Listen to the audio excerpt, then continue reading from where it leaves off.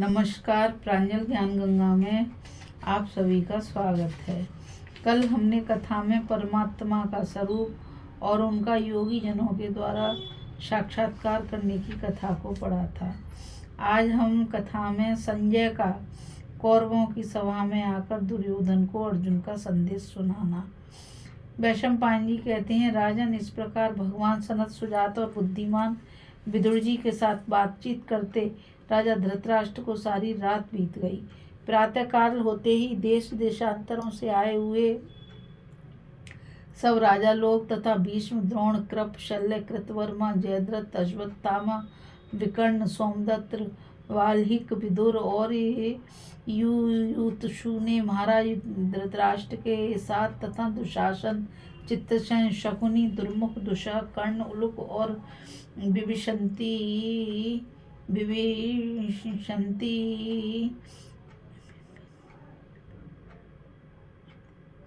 क्रूराज दुर्योधन के साथ सभा में प्रवेश किया। वे सभी संजय के मुख से पांडवों की धर्मार्थ युक्त बातें सुनने के लिए उत्सुक थे। सभा में पहुंचकर वे सब अपनी अपनी मर्यादा के अनुसार आसनों पर बैठ गए। इतने में ही द्वारपाल ने सूचना दी कि संजय सभा के द्वार पर आ गए हैं। संजय तुरंत ही रथ से उतरकर सभा में आए और कहने लगे, कौरवगण में पांडवों के पास से आ रहा हूँ। उन्होंने आयु के अनुसार सभी कौरवों को यथा योग्य कहा है। धृतराष्ट्र ने पूछा, संजय, मैं यह पूछना चाहता हूँ कि वहाँ सब राजाओं के बीच में दुरात्माओं को प्राणदंड देने वाले अर्जुन ने क्या कहा था? संजय ने कहा, राजन, वहाँ श्री कृष्ण के सामने महाराज युधिष्ठिर की सम्मति से परमात्मा अर्जुन ने जो शब्द कहे हैं उन्हें क्रूराज दुर्योधन सुन लें। उन्होंने कहा है कि जो काल के गाल में जाने वाला मंद बुद्धि महामूढ़ सूतपुत्र सदा ही मुझसे युद्ध करने की डींग हाँकता रहता है, उस कटुभाषी दुरात्मा कर्ण को सुनाकर तथा जो राजा लोग पांडवों के साथ युद्ध करने के लिए बुलाए गए हैं उन्हें सुनाते हुए तुम मेरा संदेश इस प्रकार कहना, जिससे मंत्रियों के सहित राजा दुर्योधन उसे पूरा पूरा सुन सके। गांडीवधारी अर्जुन युद्ध के लिए उत्सुक जान पड़ते हैं महाराज।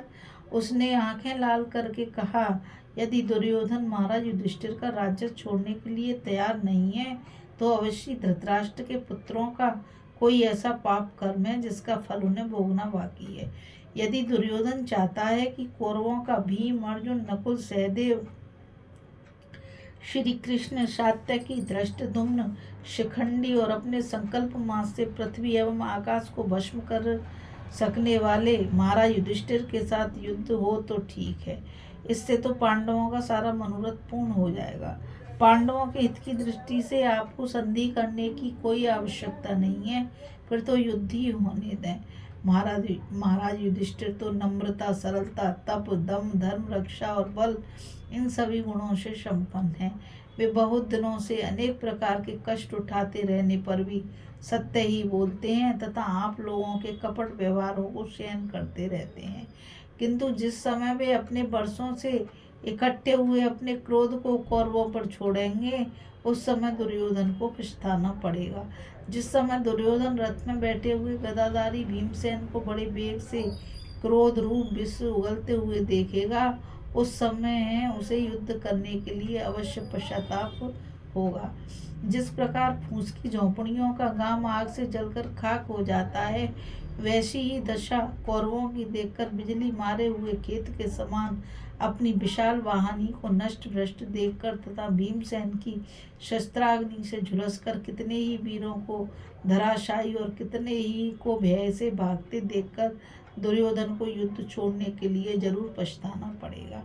जब विचित्र योद्धा नकुल युद्ध स्थल में शत्रुओं के सिरों की ढेरी लगा देगा, जब लज्जाशील, सत्यवादी और समस्त धर्मों का आचरण करने वाला फुर्तीला वीर सहदेव शत्रुओं का संहार करता हुआ शकुनी पर आक्रमण करेगा, और जब दुर्योधन द्रौपदी के महान धुरंधर शूरवीर और रथ युद्ध विशारद पुत्रों को कौरवों पर झपटते देखेगा तो उसे युद्ध ठानने के लिए अवश्य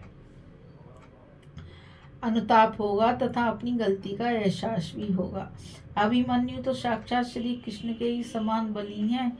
जिस समय वह अस्त्र शस्त्र से सुसज्जित होकर मेघों के समान बाण वर्षा करके शत्रुओं को संतप्त करेगा, उस समय दुर्योधन को रण रोकने के लिए अवश्य पछताना होगा।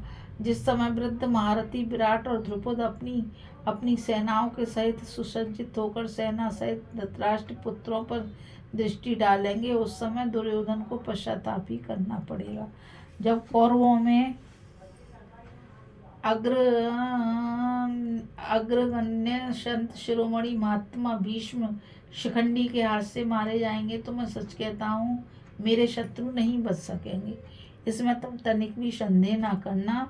जब अतुलित तेजस्वी सेना नायक धृष्टद्युम्न अपने बाणों से धृतराष्ट्र के पुत्रों को पीड़ित करते हुए द्रोणाचार्य पर आक्रमण करेंगे तो दुर्योधन को युद्ध छेड़ने के लिए पछताना पड़ेगा।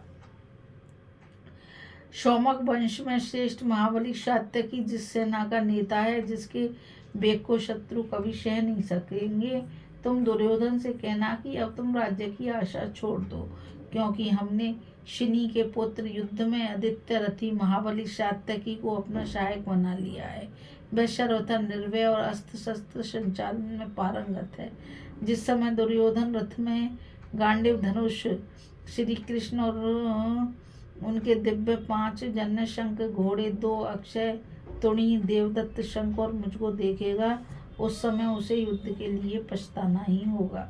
जिस समय युद्ध करने के लिए इकट्ठे हुए उन लुटेरों को नष्ट करके नवीन युग को प्रवृत्त करने के लिए मैं आग के समान प्रज्वलित होकर कौरवों को भस्म करने लगूंगा, उस समय पुत्रों के सहित महाराज धृतराष्ट्र को भी बड़ा कष्ट होगा। दुर्योधन का सारा गर्व गलित हो जाएगा और अपने भाई सेना तथा सेवकों के सहित राज्य से भ्रष्ट होकर वह मंदमती बैरियों के हाथ से मार खाकर कांपने लगेगा तथा उसे बड़ा पश्चाताप होगा। मैंने वज्रधर इंद्र से वह वर मांगा था कि इस युद्ध में श्री कृष्ण मेरे सहायक हों।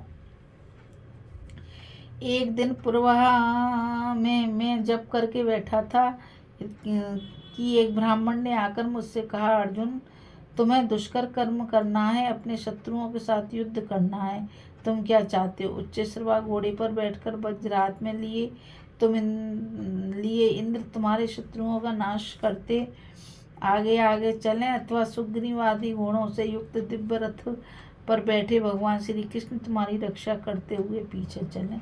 उस समय मैंने वज्रपाणी इंद्र को छोड़कर इस युद्ध में सहायक रूप से श्री कृष्ण का ही वरण किया। इस प्रकार इन डाकुओं के वध के लिए मुझे श्री कृष्ण मिल गए हैं। मालूम होता है यह देवताओं का ही किया हुआ विधान है। श्री कृष्ण भले ही युद्ध करें या ना करें, फिर भी यदि ये मन से किसी की जय का अभिनंदन करने लगें तो वह अपने शत्रुओं को अवश्य परास्त कर देगा। भले ही देवता और इंद्र उसके शत्रु हों, फिर मनुष्य की तो बात ही क्या है। इन श्री कृष्ण ने आकाशचारी शौभियान के स्वामी महाभयंकर और मायावी राजा शाल्व से युद्ध किया था और सोम के दरवाजे पर भी शाल्व की छोड़ी हुई शतघ्नि को हाथों से पकड़ लिया था। भला इनके वेग को कौन मनुष्य सहन कर सकता है। मैं राज्य प्राप्ति की इच्छा से पितामह भीष्म पुत्र सहित आचार्य द्रोण और अनुपम वीर कृपाचार्य को प्रणाम करके युद्ध करूंगा। मेरे विचार से तो जो कोई पापात्मा इस युद्ध में पांडवों से लड़ेगा उसका निधन धर्मतः निश्चित है। कौरवों में तुमसे स्पष्ट कहता हूँ, धृतराष्ट्र के पुत्रों का जीवन यदि बच सकता है तो युद्ध से दूर रहने से ही संभव है। युद्ध करने पर तो कोई भी नहीं बचेगा। यह बात निश्चित है कि संग्राम भूमि में कर्ण और धृतराष्ट्र पुत्रों को मारकर कौरवों का सारा राज्य जीत लूंगा। जिस प्रकार अजात शत्रु महाराज युधिष्ठिर शत्रुओं के संहार में हमें सफल मनोरथ मान रहे हैं, वैसे ही अदृष्ट के ज्ञाता श्री कृष्ण को भी इसमें कोई संदेह नहीं है। मैं स्वयं भी सावधान होकर अपनी बुद्धि से देखता हूँ तो मुझे इस युद्ध का भावी रूप ऐसा ही दिखाई देता है। मेरी योग दृष्टि भी भविष्य दर्शन में भूल करने वाली नहीं है। मुझे स्पष्ट दिख रहा है कि युद्ध करने पर धृतराष्ट्र के पुत्र जीवित नहीं रहेंगे। जिस प्रकार ग्रीष्म ऋतु में अग्नि प्रज्वलित होकर गहन वन को जला डालता है। मैं अस्त्र विद्या की विभिन्न रीतियों से स्तूणा, कर्ण, पाशुपतास्त्र, ब्रह्मास्त्र और इंद्रास्त्रादि महान अस्त्रों का प्रयोग करके किसी बाकी को नहीं छोड़ूंगा। संजय, तुम उनसे स्पष्ट कह देना कि मेरा यह दृढ़ और उत्तम निश्चय है कि मुझे ऐसा करने पर ही शांति मिलेगी।